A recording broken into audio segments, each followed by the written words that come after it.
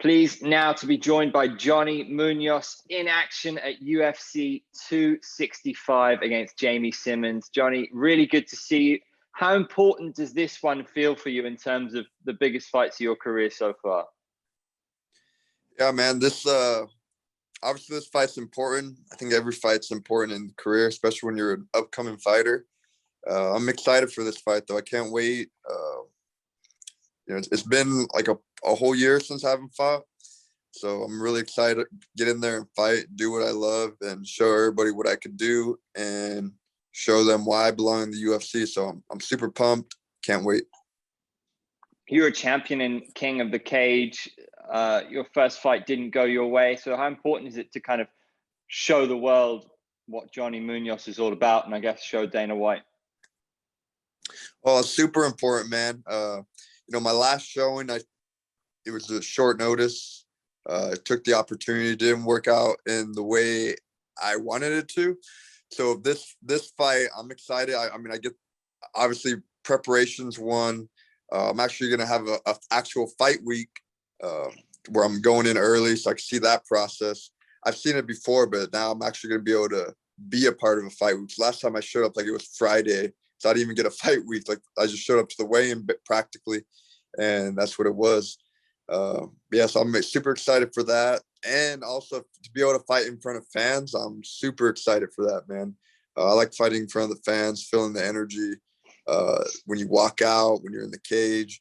And yeah, I'm going to be able to showcase the fans there live in action, what I could do, and also the millions of people watching around the world. And of course, the boss, Dana White. They're all going to be able to see what I could do and what Johnny Munoz could bring to the table. What do you think about Jamie Simmons, the Afro Samurai 7-3? Have you had a good look at him? His last fight, of course, was a loss to Giga, who's got a lot of buzz about him at the moment. And that was his UFC debut. He fought in LFA.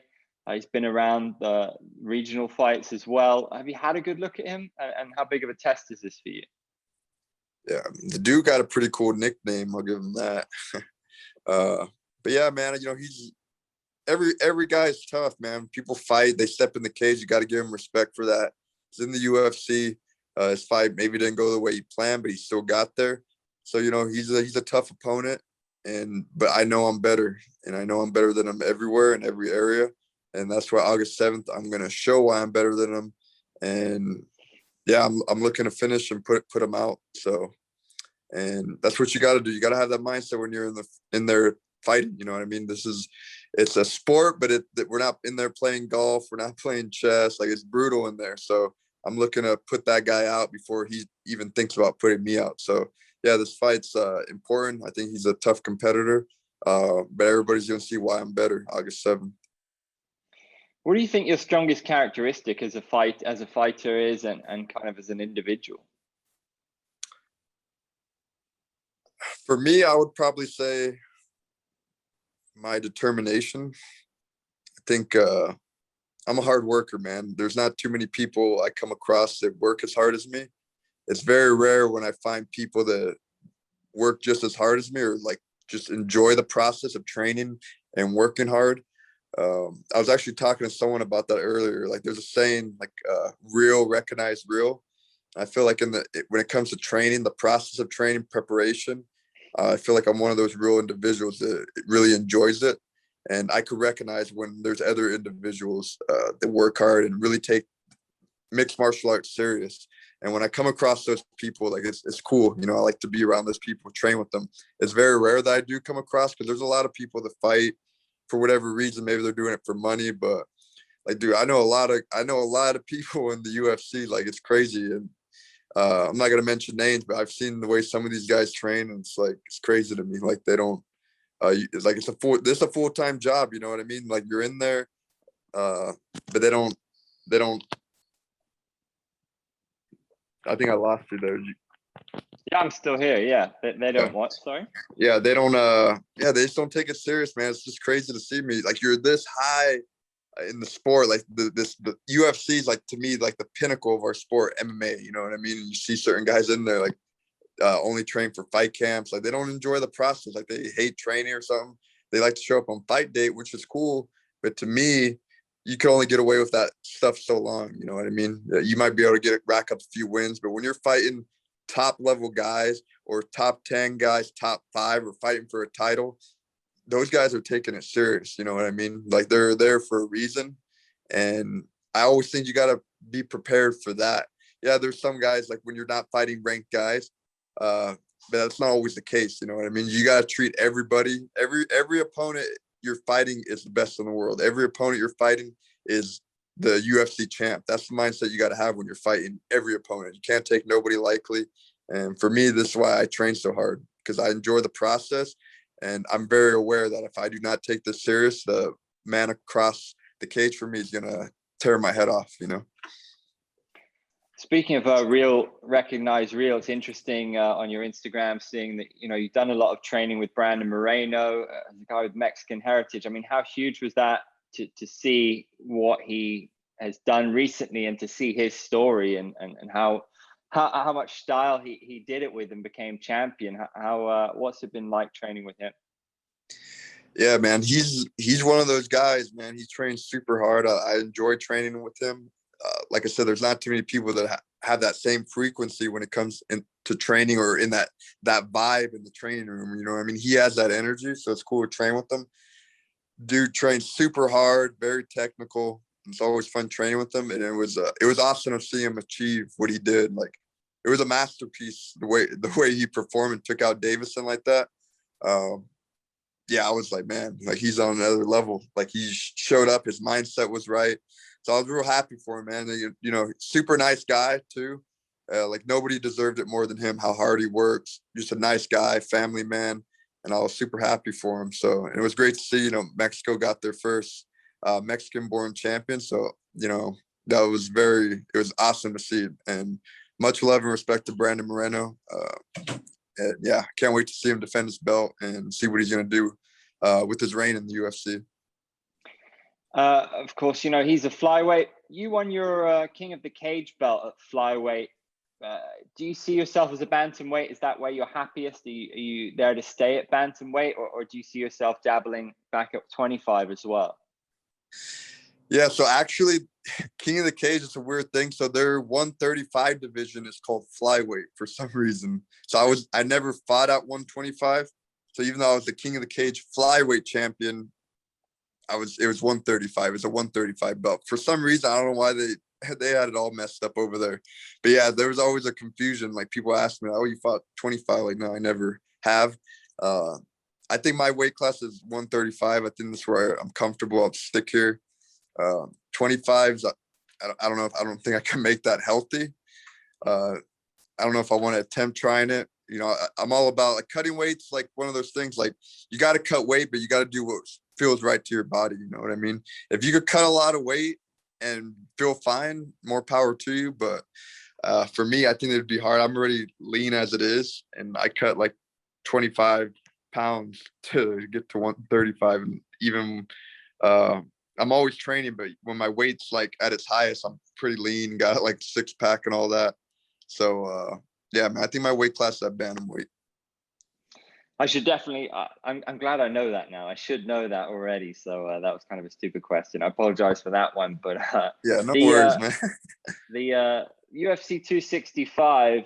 How intrigued are you as someone? I mean, looking from your Twitter, you're a close observer of the sport. You know, you're very in tune with what's happening. So how interesting is it for you that everybody's going to be talking about UFC 265? Not least because it's a stacked card, but because Gunn versus Lewis is the headliner.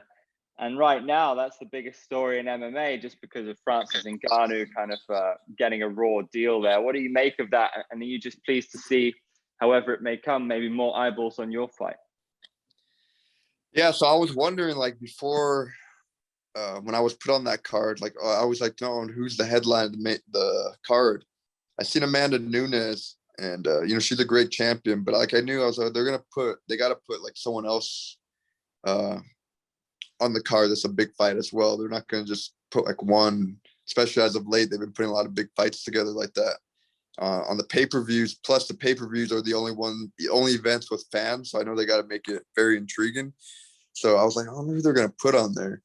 But then I was thinking, oh, they're probably going to put Derek Lewis and Ngannou. That would obviously make sense since the way fights been lining up. Like as far as a title fight, that was the only one that makes sense since all these other guys been defending their belts. So, but yeah, yesterday I seen that. I was like, oh, that was weird. They did an interim belt for whatever reason. I don't really know too much details on that.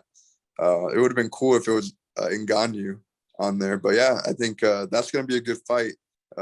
Derek Lewis, the hometown guy, I believe. So I don't know. I'm leaning towards Derek Lewis. He's a funny guy. At the moment, Bantamweight is really, really stacked. Do you have a plan to, you know what it's like to win a world title. So do you have a plan to get yourself in the top 15? How are you going to get there and how you're going to get yourself towards that title shot? Is there kind of a hit list in your head of people that you want to face to make sure you get to where you need to get going? Yeah, man. Like for me, I'm focused on August 7th right now. I don't want to look past that.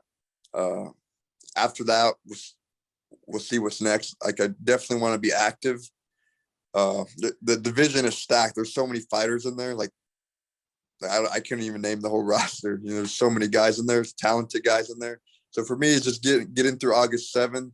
And then from there, we're going to look what's next. And yeah, it's just, I want to just start climbing up. That's what I want to do. And I really want to make a name for myself in this stacked division. You know what I mean? There's a lot of tough guys in there. So whatever I got to do, who I got to get through to get to the top 10 and top 5, then, you know, obviously the goal is to fight for a title. And yeah, I mean, that's something I've always, like get into the UFC was, it was obviously a goal, but it's not it's not everything, you know what I mean? I think there's a lot of guys that come in with the mentality, oh, I'm gonna get to the UFC, like I made it, like mama, I made it. Like for me, I mean, it's like, it's cool. I always saw myself being there.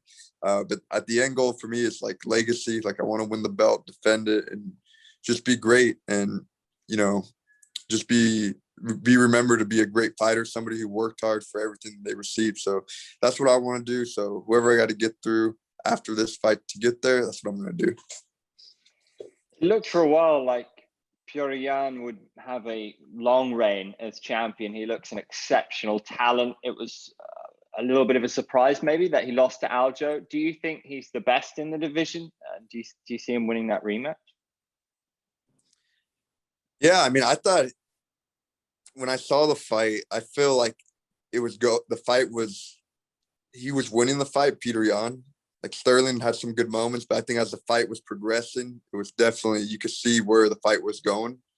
And then obviously the incident happened. So it's weird. Like I know Sterling's the champ, but it's still kind of a weird thing. Like, and it's not his fault. He didn't throw the illegal blow. But for me, I think that fight needs to happen again so there could be no ifs or buts. So I feel even though Sterling's the champ, but nobody wants to win it that way, whatever. You want to win it decisively. So it's one of those weird things. Like he's the champ, but I think anybody who's involved in MMA is like, you know, understands sport. I mean, would probably know. I mean, even though he's a champ, but there's a question mark. There's an asterisk on it. You know what I mean? So I'm sure, yeah, they need to run it again and really see who's the real undisputed bantamweight champ. We're not far away from maybe the biggest pay-per-view of the year, Poirier versus McGregor 3. I've got to get a prediction for you, from you for that one. Do you think Conor is going to have done the whole Rocky thing, got back focused, and is he going to be able to win the trilogy? Yeah, so like I'm a Conor fan, man. I enjoyed his upbringing. He came from nothing, like his whole story, the way he bursted in the UFC. And to me, I think he paved the way for where we are now in the sport, in a sense. You know what I mean? He really took it to another level. So yeah, I appreciate Conor, but I think he did lose focus a little bit of how he got there. And it seems like he's getting the hunger back and everything. But Dustin Poirier is a tough opponent, man. Like, I'm gonna say I predict Conor winning.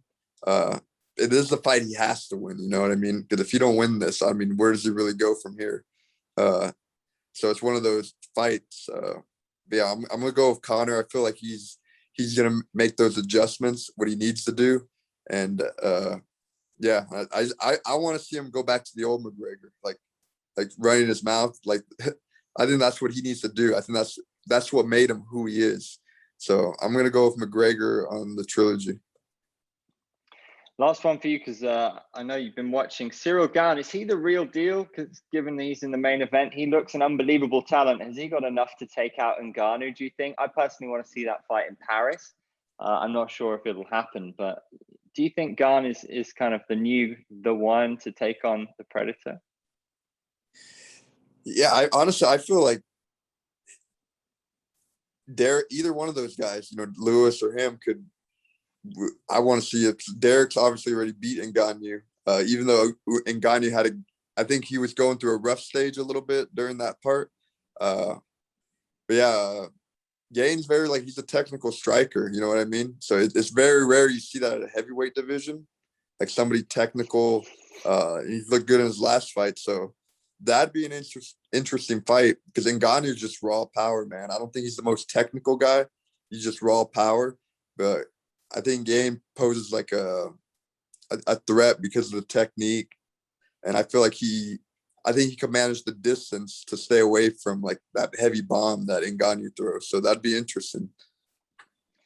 A lot of exciting fights to come, not least yours, man. Thank you and good luck. Great to talk to you. Cheers, Johnny.